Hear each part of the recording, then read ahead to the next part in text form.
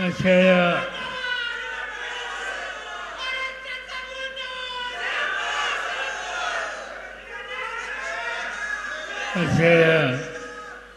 मेळाव्याचे प्रमुख पाहुणे आणि आपल्या भागाचे खासदार बाबासाहेब वाचवले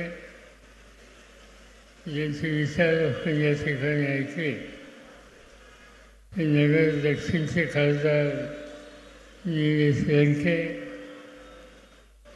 अखिल भारतीय किसान महासभेचे देशाचे अध्यक्ष काँग्रेस अशोक ढवळे, आमचे सरकारजी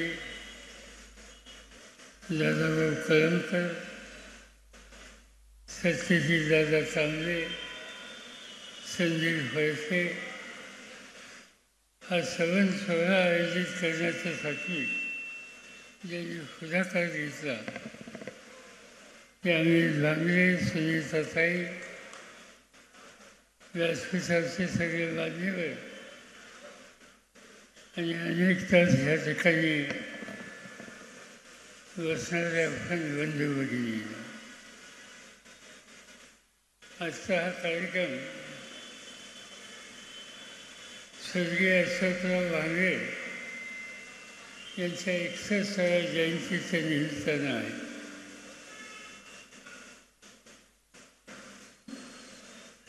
हा कार्यक्रम कौटुंबिक तसा अत्यंत महत्त्वाचा कार्यक्रम आहे. अकोला तालुका हा महाराष्ट्राचा आदिवासी बहुल तालुका, अतिवृष्टी असलेला तालुका, भंडारदऱ्यासारखं एक प्रचंड धरण असलेला हा तालुका आणि महाराष्ट्राच्या एकेकाच्या दुष्काळी नगर जिल्ह्याला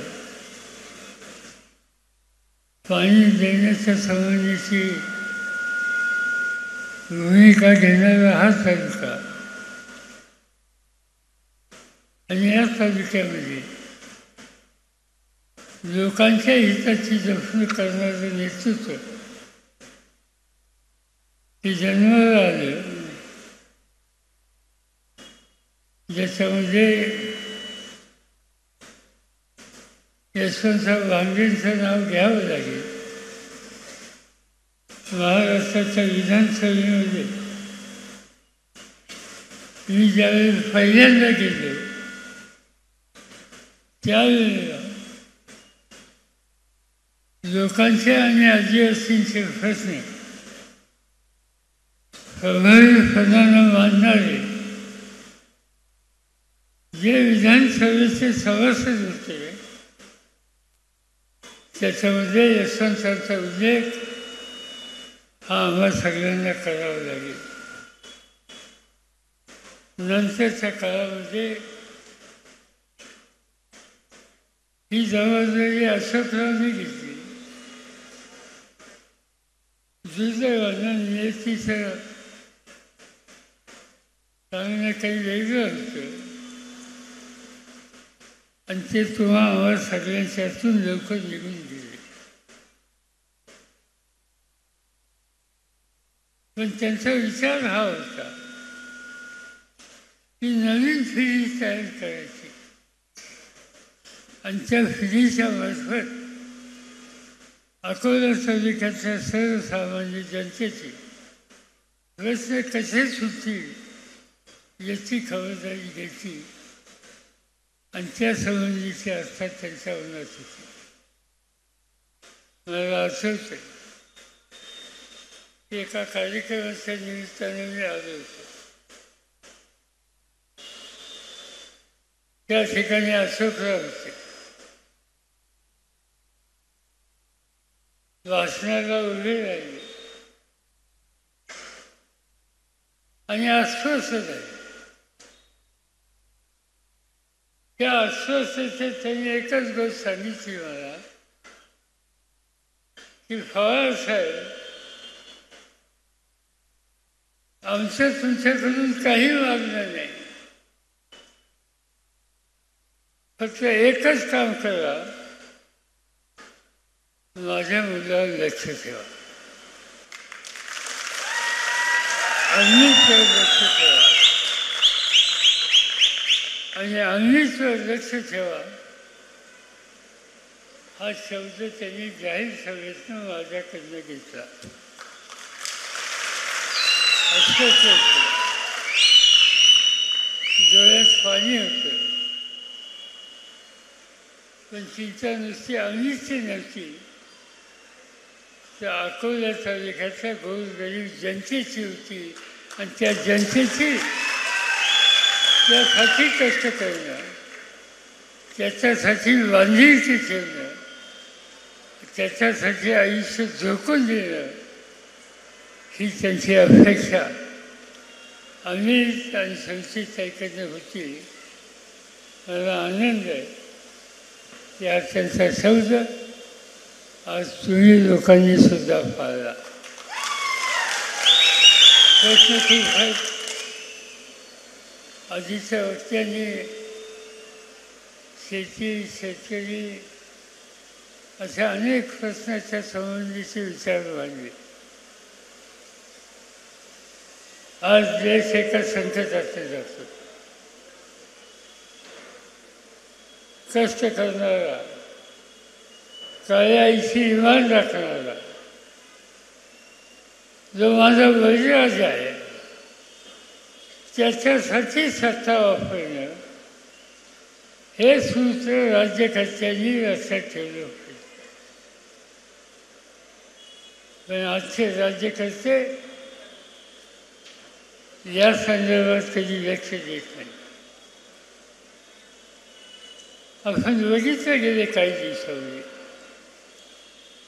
शेतीमालाची किंमत ज्याचा उल्लेख या ठिकाणी केला गेला, काही कोणी जास्त मागत नाही, पण शेतीमाल पिकवण्याच्यासाठी लागणारा उत्पादन खर्च आहे तेवढंच हिफाजत त्या बळीराजाच्या फायदा पाहिजे एवढी एक वेळ मागणी त्या ठिकाणी. अर्थात ह्या ठिकाणी अजित नवल्यांच्या नेतृत्वाखाली दूध उत्पादक शेतकऱ्यांचं दुखणं एका निवेदनाच्या माध्यमातून या ठिकाणी मांडलं. एक जोडधंदा, शेतीला जोडधंदा, आणि म्हणून दुधाची किंमत ही रास्त मिळाली पाहिजे यासाठी संघर्ष करण्याची वेळ येते. आज त्याच्यात लक्ष देण्याची गरज आहे. कांदा हे पीक, जिरा शेतकऱ्याचं पीक, महाराष्ट्राला, देशाला शेजारचा नाशिक जिल्हा असेल, अहमदनगर जिल्हा असेल, सातारा असेल, सांगली असेल, सोलापूर असेल, पुणे असेल, धुळे असेल, त्या भागातला शेतकरी कशाचा विचार न करता कांद्याचं पीक घेतो आणि त्या कांद्याला रास्त किंमत मिळाली पाहिजे एवढं एकच मागणं त्याच्याकडे. आणि घडतंय काय? घडतंय की त्या कांदा उत्पादकांना न्याय देण्याच्यासाठी आजच्या सरकारची तयारी नाही. मध्यंतरी देशाचे प्रधानमंत्री नाशिकला आले, त्यांची सभा होती. त्या दिवशी मी नाशिकला होतो आणि त्यांच्या सभेत एक कोणते शेतकरी तरुण होता आणि एवढंच सांगायला लागला की तुम्ही जगाच्या गोष्टी सांगताय, माझ्या कांद्याला तेवढी किंमत द्या. एवढी साधी मागणी त्या ठिकाणी केली. पोलिसांनी त्याला पकडलं आणि आत नेऊन टाकलं कुठेही. कांद्याची किंमत वाढणाऱ्या शेतकऱ्याला आपला मागणी करण्याचा अधिकार हा या देशात नाही, हे मोदींच्या राज्यात नाशिकमध्ये आम्ही लोकांनी पाहिजे. ऊसाची शेती आज तुम्ही लोक करतात, साखर तयार करतो, देशाची गरज भागवतो आणि अधिक साखर जी असते ती दुनियाच्या बाजारपेठेमध्ये पाठवण्याचा निर्णय घेतला जातो. आजच्या मोदी सरकारने हा परदेशात फसवायला बंदी घातली, आवर घातला आणि ऊस उत्पादकांना त्याची किंमत ही चांगली देण्याच्यासाठी मागणी जी आहे तिची पूर्तता या ठिकाणी केली जात नाही. या सगळ्या गोष्टीचा अर्थ आहे की या राज्यकर्त्यांना शेती आणि शेतकरी याच्या संबंधीची आस्था नाही. आणि तुमची माझी सगळ्यांची जबाबदारी आहे. आज लोकसभेच्या निवडणुका आपण केल्या आणि तुम्ही उत्तम काम केलं, ज्याचा उल्लेख या ठिकाणी केला काँग्रेस ढवळेंनी की 5 वर्षाच्या पूर्वी ज्यावेळी निवडणुका झाल्या त्या महाराष्ट्रामध्ये काँग्रेस पक्षाला 1 जागा मिळाली, राष्ट्रवादीला 4 जागा मिळाल्या आणि ही अवस्था या ठिकाणी होती. या निवडणुकीच्या वेळेला तुम्ही आम्ही सगळ्यांनी निर्धार केला आणि मला अभिमान आहे तुमचा की 48 खासदारांच्या जागेपैकी 31 ठिकाणी खासदार तुम्ही निवडून दिले. तुमच्या नगर जिल्ह्याच्या या दोन्ही जागा मोठ्या मतांनी विजय केल्या आणि एक नवीन दिशा आज संपूर्ण देशाला तुम्ही दाखवली गेली. की आता इथे थांबायचं नाही. आजपासून 70 दिवसांनी विधानसभेची निवडणुकीत 70 दिवसांनी तयारीला तुमच्या सगळ्यांची एकी मजबूत असेल तर कुणी त्यांना धक्का लावू शकत नाही. हे राज्य तुमच्या हातात आल्याशिवाय राहत नाही. आणि आम्ही लोकांनी ठरवलं आहे की आता काही मागायचं नाही. आता माझ्या सरकारला तुम्ही कितीदा निवडून दिलं, कितीदा निवडून दिलं तुम्हाला माहिती आहे. मला आत्तापर्यंत लोकांनी 56 वेळेला निवडून दिलं. थोडं नाही, 56 वेळेला. आणि त्यामुळं आता काही मागायचं नाही. एकच मागायचं की महाराष्ट्रामध्ये सर्वसामान्य माणसाची सत्ता येईल आणि आज शेतकरी, कष्टकरी, तरुण माणूस, आया बहिणी या सगळ्यांच्या हिताची जपणूक करणार एक मजबूत अशा प्रकारचं सरकार आज या ठिकाणी आणायचं आहे. आणि ते करण्याच्यासाठी तुमच्या सगळ्यांची सामूहिक शक्ती ही या ठिकाणी हवी आहे. त्यापेक्षा दुसरं काही मागायचं नाही. आणि आम्ही ठरवलं आहे माणसं साधी द्यायची. आता बघा निवडणुकीला निवडणुकीला उभे राहिले त्यांचे विरुद्ध एक मोठे नेते होते. त्या मोठ्या नेत्यांनी जाहीर केलं की हा ग्रस्त पार्लमेंटमध्ये जाणार, त्याला इंग्रजी येत नाही, हा तिथे जाऊन काय करणार. पार्लमेंटमध्ये इंग्रजी यावं लागतं असं नाही. पार्लमेंटमध्ये हिंदीत बोलता येतं, मराठीत बोलता येतं, तुमच्या मातृभाषेत बोलता येतं. हे गेले फार दिवसांनी. मलाही काळजी होती. म्हणजे आमच्या घरी फादरमध्ये जास्त काय बोलतो माहीत नाही. सफर यायला उभं राहिला, धाड धाड धाड धाड इंग्रजी गाडीची सुटली ती गाडी वरली नाही. सगळं फादरच बघायला लागलं. म्हणजे कोण हे कधी आलाय, थांबायला तयार नाही. आणि भाषण काय केलं? भाषण हेच केलं की माझ्या शेतकऱ्याच्या हिताची जपणूक इथं होत नसेल की इथलं मी काम चालूनच देणार नाही. तिथं मांडणी मी केली, की कष्टकऱ्याची शेतकऱ्याची मांडणी त्या ठिकाणी केली. आणि असं एक नाही, आज असे 31 खासदार त्या ठिकाणी जाऊन बसले.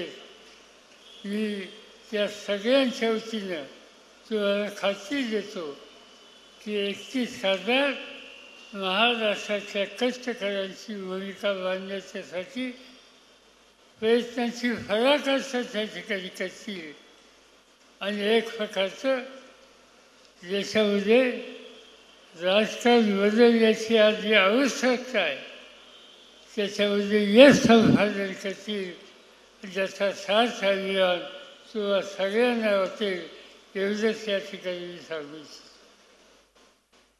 मला आणखीन 2 ठिकाणी जायचं आहे. मी काही अधिक बोलून वेळ घेऊ इच्छित नाही.